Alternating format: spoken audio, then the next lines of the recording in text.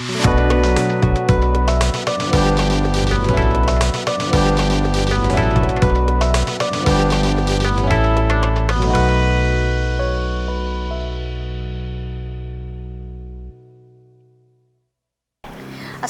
warahmatullahi wabarakatuh. Halo pemirsa, selamat datang di program Icon, program talk show inspiratif, komunikatif, dan naratif. Bersama saya Indah Ayu Putri Purnama, tuan rumah di program Icon. Pada kesempatan kali ini kita akan membahas tentang strategi pembelajaran masa pandemi COVID-19 di universitas. Dan kali ini saya sudah bersama dosen Ilmu Komunikasi Fakultas Ilmu Sosial dan Ilmu Politik, Bapak Yusuf Safari. MSc, apa kabar Pak? Baik. Terima kasih sudah hadir di program Icon. Jika kita lihat-lihat strategi pembelajaran setelah adanya pandemi COVID-19 ini, dari semua elemen memakai sistem pembelajaran daring atau dalam jaringan. Tidak hanya di tingkat universitas saja, bahkan dari taman kanak-kanak pun memakai sistem pembelajaran daring. Seperti yang kita ketahui sama-sama, daring ini ada jenis-jenis platformnya seperti Zoom, Google Classroom, Google Meet, atau platform yang disediakan oleh kampus itu sendiri. Nah, untuk Pak Yusuf sendiri itu lebih menyukai platform apa dan alasannya kenapa, Pak? Ya, kalau ditanya tentang platform yang lebih familiar, saya lebih suka menggunakan platform yang familiar yang sudah tersedia di sistem di Google sendiri seperti Hangout, ya, Meet, atau dengan menggunakan Google Classroom. Tapi memang kalau untuk menggunakan Google Classroom itu hanya proses pembelajaran secara satu arah, ya. Hanya kita membuat postingan materi, lalu membuat pertanyaan untuk kuis dan sebagainya, tugas dan sebagainya. Tapi proses interaksi tatap muka tidak ada. Beda dengan platform yang sudah disediakan seperti Google Hangout, Zoom Meeting, langsung kita bisa interaksi, tatap muka dan sebagainya. Tapi itu pun masih banyak kendala-kendala yang dihadapi baik oleh dosen ataupun mahasiswanya. Ya, untuk kesulitan sendiri dari daring itu menurut Bapak apa, Pak? Ya, sebetulnya kalau kesulitan dari daring itu sebetulnya dalam masa-masa pandemi COVID-19 itu satu, ya, kuota terutama. Kuota untuk internet, baik dosennya harus disediakan, lalu kuota juga mahasiswa juga harus disediakan. Beda ketika baik dosen ataupun mahasiswa sudah sama-sama saling memiliki internet yang sudah stabil, seperti sudah berlangganan Indohome, internet yang dari Telkomsel ataupun lain lah. Tapi masalah kuota itu sudah tidak menjadi masalah lagi ketika sudah terpasang, ya. Itu. Dan untuk mengatasi permasalahan itu menurut Bapak dengan cara apa, Pak?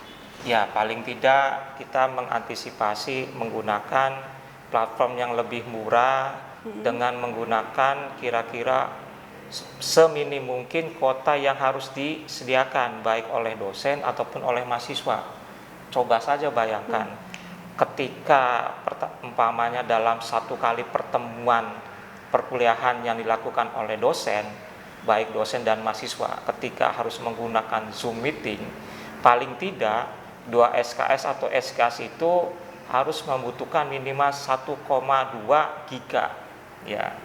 Nah, itu kan jumlah yang lumayan juga, belum dikali berapa mata kuliah yang harus dia ikuti, ya, terutama mahasiswa. Begitu pula dosen, berapa mata kuliah juga yang harus dia ajarkan materinya kepada mahasiswa. Tinggal dihitung saja. Nah, paling tidak dimungkinkan menggunakan platform yang tidak memakan banyak kuota. Sekarang ada program-program baru, aplikasi baru, Google Hangout Meeting gitu kan, Google Hangout.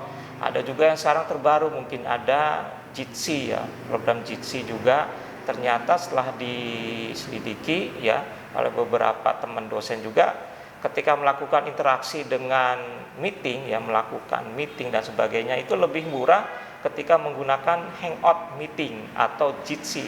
itu dalam satu jam pertemuan itu hanya membutuhkan sekitar 600 sampai 700 mega saja gitu kan. Sangat minim ya, minim kuota gitu. Dan itu juga bisa berhemat buat mahasiswa yang kebetulan mengikuti banyak kuliah, beberapa mata kuliah yang diajarkan oleh dosen.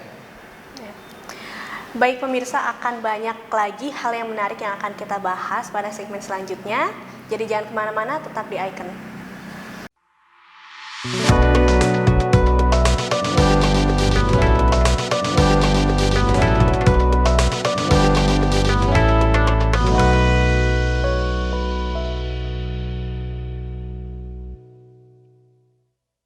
Baik pemirsa, kembali lagi di program Icon, program talk show inspiratif, komunikatif, dan naratif. Untuk sistem pembelajaran daring sendiri, pasti terdapat beberapa kelebihan dan kekurangan yang dirasakan baik oleh dosen maupun mahasiswa itu masing-masing. Nah, bagi Bapak sendiri, kelebihan dan kekurangan daring itu seperti apa, Pak? Ya, betul. Ada dua sisi yang bisa kita lihat ketika menggunakan sistem daring. Memang untuk proses pembelajaran ada kelebihan yang bisa kita lihat dalam proses pembelajaran daring, yaitu efektivitas waktu. Ketika kita menggunakan proses pembelajaran secara daring, kita bisa dilakukan manapun yang kita mau, ya. Tapi dengan memberikan jadwal yang memang sudah disepakati bersama, baik antara dosen dengan mahasiswa. Yang kedua, kita bisa mengeksplor ya dari tempat manapun ketika proses pembelajaran itu ada, ya. Baik bukan hanya di dalam rumah ataupun bisa juga di luar rumah, ya. Dan mungkin yang lain. Tapi mungkin ada faktor-faktor lain, ya, terutama faktor kelemahan. Memang dalam proses pembelajaran daring itu kita yang biasanya melakukan proses pembelajaran secara tatap muka, fisik, antar fisik itu kelihatan. Itu ketika dilakukan proses pembelajaran daring itu seolah-olah tidak mencapai interaksi secara emosional gitu kan, keterikatan emosional. Jadi proses pembelajaran pun masih dikatakan masih belum mengena secara langsung gitu kan. Baik secara dampak atau efek yang terjadi saat itu juga, walaupun pada saat itu kita menggunakan Google Meet, Zoom Meeting ataupun Hangout dan sebagainya. Tapi itulah dirasakan dalam proses pembelajaran itu paling tidak antara fisik ya, ketemu dengan fisik itu lebih enak ketimbang kita menggunakan proses pembelajaran secara bermedia gitu. Ya, baik Kak. Kalau dilihat dari sini mungkin banyak juga mahasiswa yang kurang paham tentang mata kuliah yang dosen terangkan melalui platform tersebut ya Pak. Ya. Nah, untuk mengatasi rasa kurang paham mahasiswa tersebut bagaimana Pak?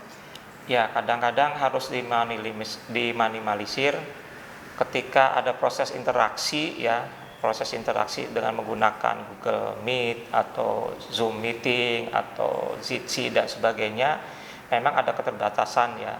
Walaupun memang dalam aplikasi-aplikasi tersebut bisa memuat sampai 100 bahkan sampai 250 peserta gitu kan. Tapi dalam proses itu interaksi tanya jawab itu tidak langsung bisa bersamaan, harus di list ya, di daftar gitu, siapa dulu yang harus bertanya gitu kan, siapa dulu, dan itu juga harus dibatasi sampai waktu yang disediakan dalam proses pembelajaran tersebut. Beda ketika kita melakukan pembelajaran langsung di kelas. Jadi pada saat itu ada mahasiswa yang kebetulan interupsi dalam proses pembelajaran, bisa dilakukan saat itu juga gitu kan. Nah, itulah ada kelebihan dan kelemahan ketika kita menggunakan sistem pembelajaran daring tersebut. Seperti itu ya Pak. Untuk kedepannya Pak, apa sistem pembelajaran daring menurut Bapak itu harus dilakukan atau seperti apa Pak untuk Indonesia sendiri? Ya, sebetulnya kita sudah menapaki era 4.0, di mana pada era ini mau tidak mau teknologi sudah menjadi suatu keharusan yang dilakukan dalam setiap lini kehidupan manusia. Begitu pula dalam proses pembelajaran.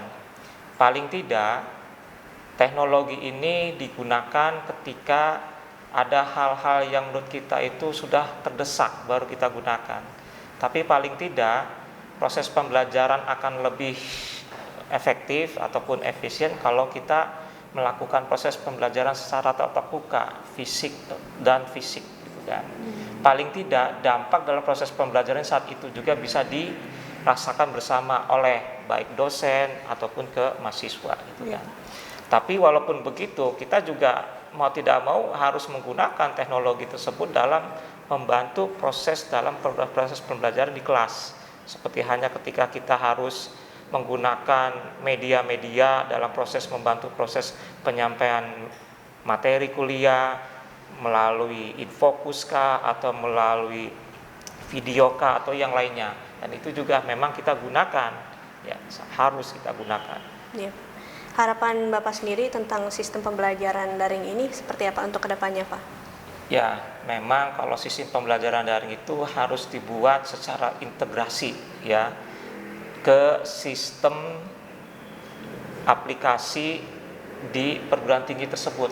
Jadi harus sudah menjadi integral dari sistem yang dimiliki universitas. Seperti hanya perguruan tinggi yang sudah settle, mereka sudah memasukkan proses pembelajaran secara daring gitu kan. Jadi ketika kondisi pandemi COVID-19 ini terjadi di mana setiap proses pembelajaran harus dengan menggunakan daring, maka kita juga bisa menggunakan sistem yang ada di platform perguruan tinggi sesuai yang ada sudah terintegrasi di dalam platform tersebut. Nah, kita tidak usah pusing-pusing harus menginstal platform-platform yang ada di dalam Google ataupun yang lainnya, karena sudah tersedia di dalam platform perguruan tinggi tersebut. Untuk Bapak sendiri, lebih menyukai sistem pembelajaran daring atau secara langsung, Pak? Secara pribadi, saya lebih suka menggunakan pembelajaran langsung, ya, tatap muka, interaktif, ya. Fisik ke fisik. Paling tidak dalam proses pembelajaran di kelas itu banyak sekali efek-efek yang bisa kita terima ataupun pengaruh-pengaruh yang kita terima dalam proses interaksi pembelajaran tersebut, baik antara mahasiswa dengan mahasiswa, mahasiswa dengan dosen ketika proses tanya jawab yang dilakukan di kelas tersebut, sehingga kita bisa bisa membuat perkuliahan itu lebih dinamis ya, lebih berjiwa ya, karena setiap diskusi yang dilakukan ketika antara dosen dengan mahasiswa dilakukan di kelas itu lebih hidup. Nah, itu saja. Iya, Pak. Untuk menghandle sistem pembelajaran daring yang menurut Bapak kurang efisien itu, menurut Bapak seperti apa, Pak, cara menghandlenya?